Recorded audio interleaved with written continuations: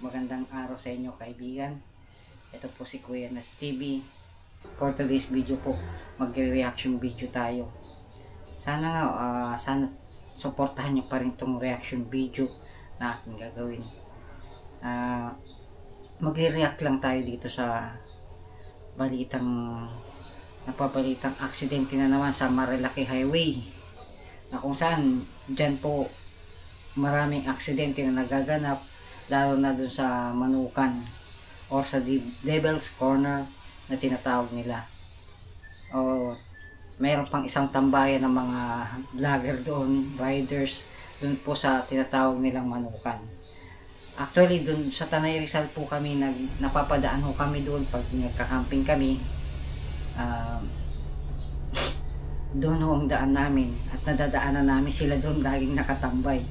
So shout out sa inyo mga taga nakatambay dyan sa Marilaki. So sana ho wag hanggat maaari o iwasan natin yung ganitong klase ng aksidente na kung saan isa pong rider ang sawi, nagkakarera sila ayon sa balita, nagkakarera silang dalawa, yung dalawa na nagsabay yun, hindi na nagkasalubong sila, nagkita sila habang nagkakarera sila, style Superman ng pagdadrive nila. So which is kung saan nagkasagian sila na nagdire-diretso sa mga sa mga nakatambay doon sa lugar na yun.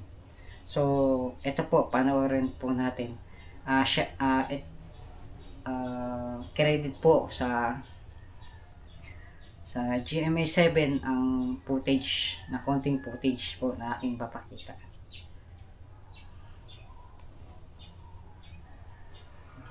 Igan, sa kahabaan nga nitong Marilaki Highway dito sa Tanay Rizal, dalawang rider ang nag-alas Superman sakay ng kanilang mga motorsiklo sa pakurbang kalsada. Yan. Ang pagpapakitang gilas na yan na nangyari lang nitong linggo na uwi sa disgrasya. Yan ang sinasabi ko sa inyo na nag-ala Superman driver, na kung saan ang pagdadrive normally sa isang motor or scooter is drive na alam natin na drive na normally is drive ka lang, di ba? So sila nag-ala Superman drive ang sa motor na sinasabing binabanggit sa balita. Ipapatuloy natin. Nagkaroon ng karera umano ang dalawang nakamotorsiklo sa Marilaki Highway sa Tanay Rizal. Ang tila pag-exhibition nila na uwi sa disgrasya. 1:30 nitong linggo sa Marilaki. Yan.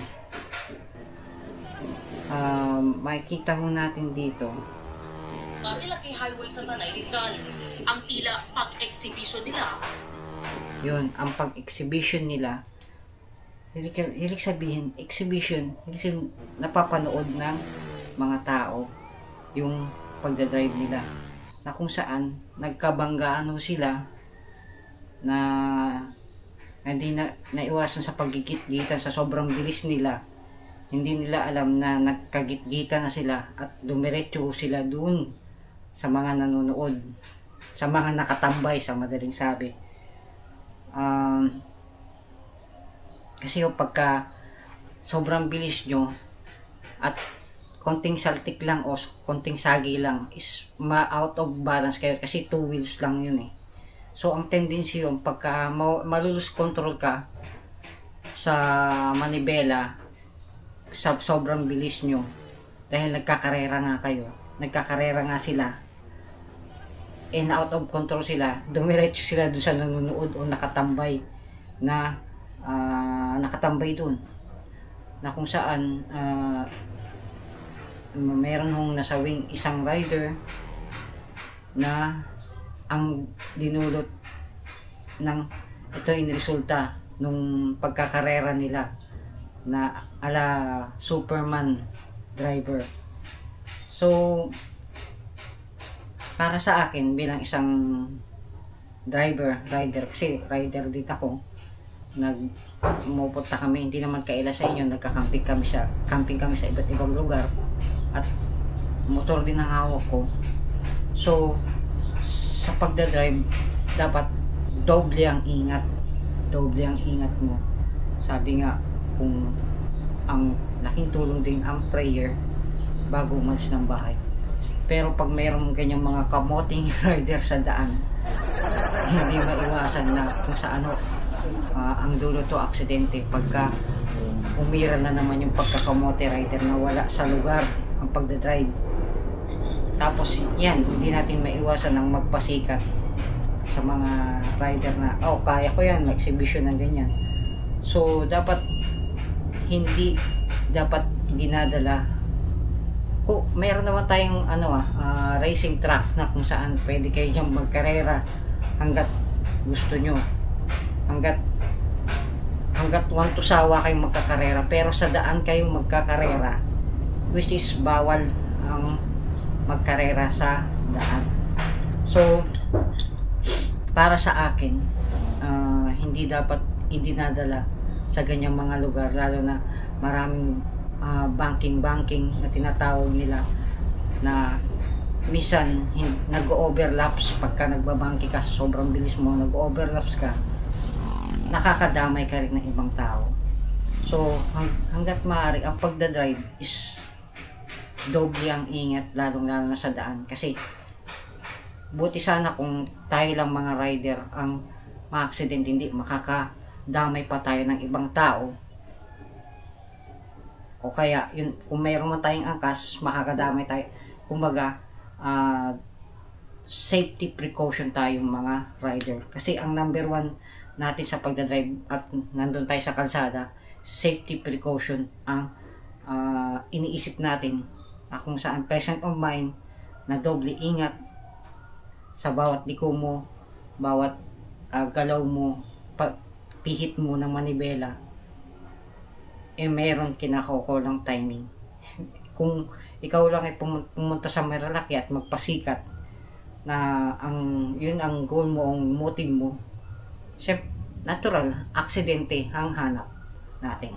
Kung ang punta mo lang doon is nature trip, nature ka, magka-camping ka, or whatever, hindi yun mag-ala kamote rider ka dyan sa lugar na yan.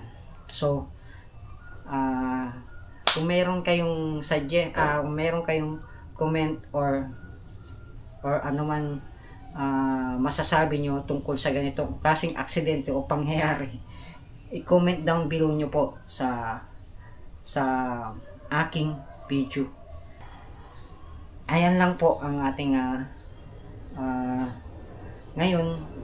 Ito pa pala meron hearing sa Senate Committee na kung saan ito pong ating kagalang-galang na Senador Raffy Tulfo, So, General, binigyan ang PNP I'll ng give you 5 paluwid working ng days. 5 days Linis yung problema grace yan. period Otherwise, babalikan kita. para Hindi lang dito pag sa radyo ko. mga ganitong klaseng aksidente maiwasan, na pinag-aaralan nila kung ano dapat ang nararap. Pero ang number one po dyan ang sinasabi ni Senate ng ating magiting na senador ay ang police visibility dyan sa lugar na Marilaki Highway.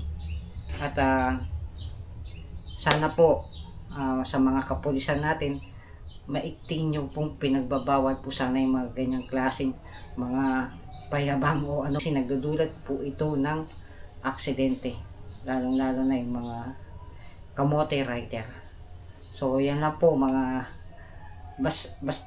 yan ho ang video reaction natin sa pangyayari. Nakakalungkot man, isang buhay ang nawala sa ganyang klase ng aksidente, na dapat sana maiwasan natin, na hindi dapat nagkakarera o nag-exhibition dyan sa lugar or sa daan. So mahaba na ang video natin. Sana po mag-comment po kayo regarding po dito sa aksidente, or ano man aksidente, o saan lugar, hindi man lang sa Marilaki, kahit saan man lugar, o ano man, para ano mang maiwasan, or comment o ano mang inyong suggestion para sa ating video reaction dito sa Marilaki Highway accident. Actually, hindi naman accident eh. Hindi naman sinadya. Para bang choose nila yun na magkarere. So, dito ko na lang po tatapusin ang video ito. Sana po lagi nyo pong subaybayan, tangkilikin at suportahan ang aking video. Hindi lamang mag-reaction din tayo minsan at kasi po hindi naman sa lahat ng oras wala po kami sponsor para mag-camping. So sa negosyo lang namin kinukuha yung budget namin sa pagka-camping. So sana po suportahan nyo rin po ang bawat video ko at maraming salamat po sa inyo at pagtangkilik suporta sa aking video. So ito po si Kuya Nads.